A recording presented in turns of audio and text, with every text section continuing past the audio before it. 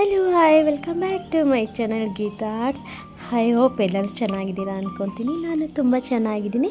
ಇವತ್ತೊಂದು special bisibelebath recipe ಆಗ್ತಾಯಿದ್ದೀನಿ. ತುಂಬಾ ಚೆನ್ನಾಗಿರುತ್ತೆ ಮತ್ತು ವೆಜಿಟೇಬಲ್ಸ್ ಜಾಸ್ತಿ ಇದ್ದಾಗ ನಾವು ಈ ಥರ ಮಾಡಿಕೊಂಡ್ರೆ ತುಂಬಾ ಟೇಸ್ಟಿ ಅಂತ ಹೇಳ್ಬೋದು.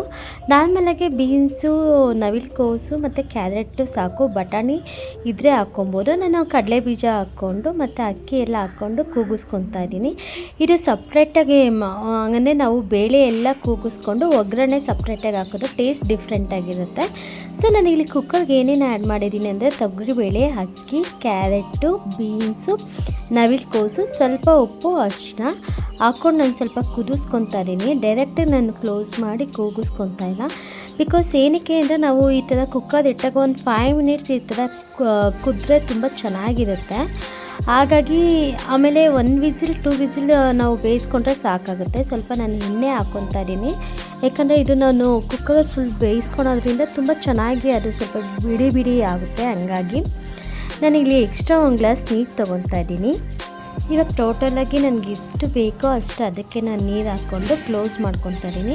ಇವಾಗ ನಾನು ಜಸ್ಟ್ ಒಂದು 2 ವಿಸಿಲ್ಸ್ ಸಾಕು, ಜಾಸ್ತಿ ಬೇಡ. ಯಾಕಂದರೆ ತುಂಬಾ ಬೆಂದರೆ ಅದು ಪೊಂಗಲ್ ಆಗಿಬಿಡುತ್ತೆ. ಬಿಸಿಬೇಳೆಬಾತು ಏನಿದ್ರೂ ಆ ವೆಜಿಟೇಬಲ್ ರೈಸ್ ಸಿಗ್ತಾಯಿದ್ರೆ ಚೆನ್ನಾಗಿರುತ್ತೆ. ಸೊ ನಾನು ಇಲ್ಲಿ ಒಗ್ಗರಣೆಗೆ ಏನು ಹಾಕ್ಕೊತಾ ಇದ್ದೀನಿ ಅಂದರೆ ಸ್ವಲ್ಪ ಎಣ್ಣೆ, ಕರಿಬೇವು, ಇಲ್ಲಿ ಗುಂಡಿಗೆ ಬರೋ ಮೆಣಸಿನ್ಕಾಯಿ ಹಾಕ್ಕೊತಾ ಇದ್ದೀನಿ. ಅದು ತುಂಬಾ ಚೆನ್ನಾಗಿರುತ್ತೆ. ನಿಮಗೆ ಕಲರು ಸಹ ತುಂಬ ಚೆನ್ನಾಗಿ ಕೊಡುತ್ತೆ.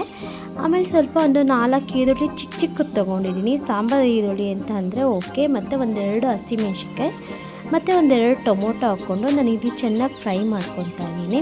ಅದು ಸ್ವಲ್ಪ ಬೆಂದಿದೆ, ಮುಕ್ಕಾಲು ಭಾಗ ಬೆಂದಿದೆ ಅಂದಾಗ ಬಿಸಿಬೇಳೆಬಾತ್ ಪೌಡರ್ ನಿಮ್ಗೆ ಅಂಗಡಿಲಿ ಸಿಗುತ್ತೆ.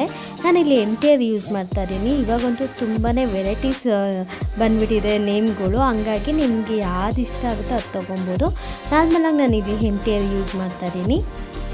ಇಲ್ಲಿ ನೋಡ್ಬೋದು ಇದು ಬೆಂದಿದೆ, ಪರ್ಫೆಕ್ಟಾಗಿ ಬೆಂದಿದೆ. ಹಂಗಂದರೆ ತುಂಬ ಮುದ್ದೆನೂ ಆಗಿಲ್ಲ, ತುಂಬ ಬಿಡಿನೂ ಆಗಿಲ್ಲ, ಆ ಥರ ಬೆಂದಿದೆ. ಮತ್ತು ಮಕ್ಕಳಿಗೆಲ್ಲ ವೆಜಿಟೇಬಲ್ ತುಂಬಾ ಚೆನ್ನಾಗಿ ಬೆಂದಿದೆ. ಹಂಗಾಗಿ ಅವ್ರಿಗೆ ತುಂಬ ಅಗಿಬೇಕು ಅಂತ ಏನಿಲ್ಲ.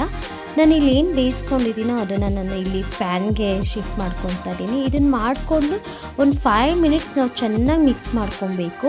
ಅದು ಚೆನ್ನಾಗಿ ಮಿಕ್ಸ್ ಮಾಡಿಕೊಂಡ್ರೆ ಅದು ಮಸಾಲೆ ತುಂಬ ಚೆನ್ನಾಗಿ ಹಿಡಿಯುತ್ತೆ. ಆಮೇಲೆ ಸ್ವಲ್ಪ ನೀವು ಟೇಸ್ಟ್ ನೋಡ್ಕೊಬೋದು. ಅದೊಂದು ಸ್ವಲ್ಪ ಟೇಸ್ಟ್ ನೋಡಿದ್ರೆ ನಿಮ್ಗೆ ಗೊತ್ತಾಗುತ್ತೆ.